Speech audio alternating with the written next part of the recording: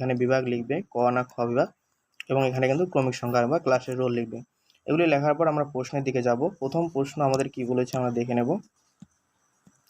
সঠিক উত্তরের মাথায় টিক চিহ্ন দাও। এখানে 5 নম্বর আছে। ক নম্বর প্রশ্ন বলেছে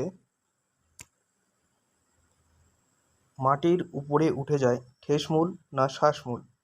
এখানে কিন্তু সঠিক উত্তর হবে শ্বাসমূল। খ নম্বর প্রশ্ন বলেছে রেল ইঞ্জিন তৈরির কারখানা আছে চিত্তরঞ্জন না শান্তিপুরে। সঠিক উত্তর কিন্তু এখানে হবে চিত্তরঞ্জনে। গ নম্বর কই কাতলা একটি জিওল মাছ। এখানে সঠিক উত্তর হচ্ছে কই। ঘ নম্বর বারুইপুরের পেয়ারা জন্য বিখ্যাত। নম্বর ইউরিয়া হলো এক প্রকার রাসায়নিক সার। এখানে কিন্তু 5 নম্বর আছে, এগুলো কিন্তু তোমাদের লিখতে হবে, এবং এখানে কিন্তু এটা কিন্তু যেটা বললাম এটা হচ্ছে শ্বাসমূল। এখানে কিন্তু 5-এ 5 তোমরা কিন্তু পেয়ে যাবে। 2 প্রশ্ন কি বলেছে আমরা দেখে নেব। বন্ধনীর মধ্য থেকে সঠিক শব্দ বেছে নিয়ে শূন্যস্থান পূরণ করো। এগুলো বেছে নিয়ে আমাদের লিখতে হবে। এখানে 5 নম্বর আছে। প্রথম প্রশ্ন পশ্চিমবঙ্গের সবচেয়ে উঁচু পর্বতশ্রেণীর নাম হচ্ছে সান্দাকফু। এইটা এখানে লিখে দেবে তোমরা, সান্দাকফু বানানটা এখানে লিখে দেবে। আগেকার দিনে কীটনাশক হিসেবে কি ব্যবহার করা হতো? নিম পাতা। এই নিম পাতাটা খ নম্বরে তোমরা লিখে দেবে। তারপর দেখো গ নাম্বার বাঁশের শলা দিয়ে তৈরি মাছ ধরার জিনিসকে কি বলা হয়? ঘুনি বলা হয়। তোমরা এখানে ঘুনিটা লিখে দেবে, এখানে কিন্তু ঘুনিটা লিখে দেবে।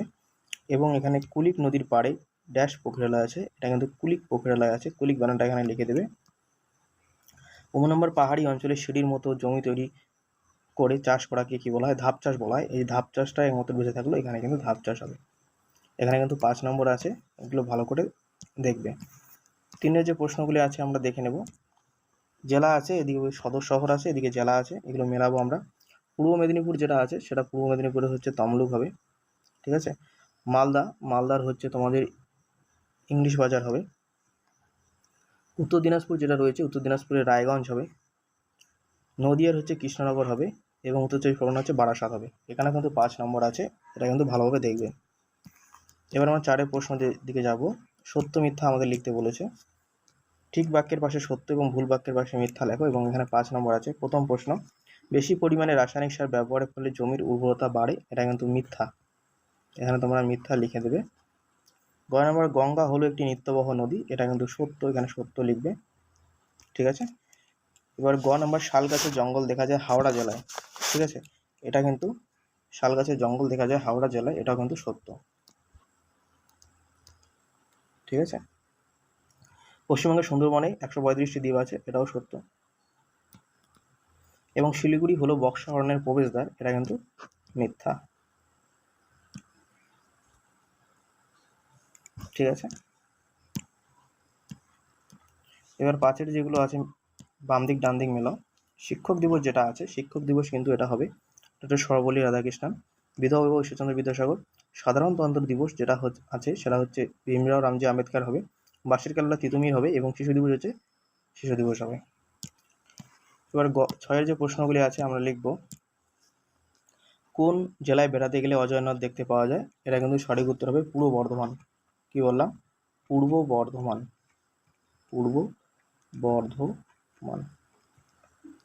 লুপ্তপ্রায় মাছ বাঁচানোর জন্য কি কি করা যেতে পারে?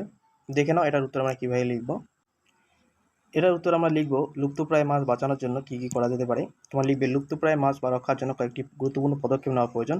এর মধ্যে রয়েছে জলাশয় সংরক্ষণ ও দূষণমুক্ত রাখা, অবৈধ মৎস্য শিকার বন্ধ করা, প্রজনন ক্ষেত্র তৈরি করা, এবং জনসচেতনতা বৃদ্ধি করা।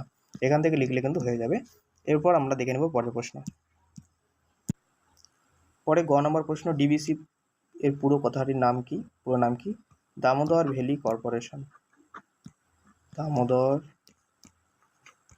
Valley corporation. এখানে কিন্তু 5 নম্বর আছে। এবার দেখো পরের প্রশ্ন কি আছে। হারভেস্টার কি? ঘ নম্বর। এটা হচ্ছে ধান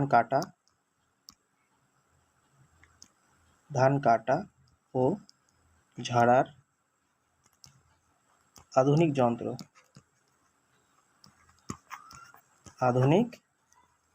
যন্ত্র, ঠিক আছে। পশ্চিমবঙ্গের পশ্চিমের মালভূমি অঞ্চলের মৃত্তিকা কেমন? এটা তোমরা এক কথায় অনুর্বর লিখতে পারো। অনুর্বর এবং কাঁকর ও পাথর মেশানো। কাকর ও পাথর মেশানো। ঠিক আছে, তাহলে আমাদের কিন্তু পরিবেশ বিষয়ের যে প্রশ্নপত্র ক্লাস 5-এর এখানেই শেষ হয়ে গেল। এই প্রশ্নগুলি কিন্তু তোমরা ভালোভাবে পড়বে,